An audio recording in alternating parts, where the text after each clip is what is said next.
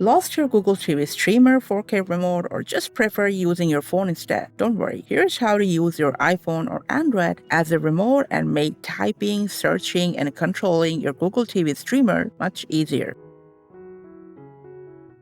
So first, you're going to make sure both your smartphone and the Google TV Streamer are on the same Wi-Fi. And then you need to go to the App Store or Play Store, search, and install the Google Home app. After it's installed, just go ahead and open the app.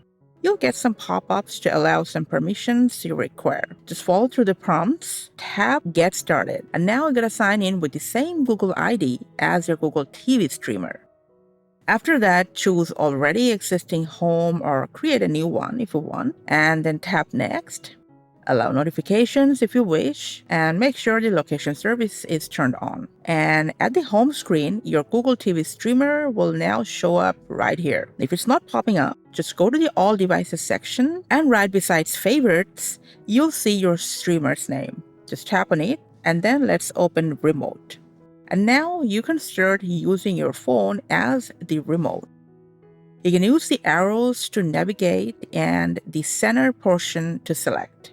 You can also use the back button to go back, the home button to access the home screen at once, and also you can use the assistant button to wake up Google Assistant to use voice commands. Opening YouTube for Android TV. Additionally, you can control volume using these volume buttons to increase, decrease, or even mute the volume. You can also switch to swipe control.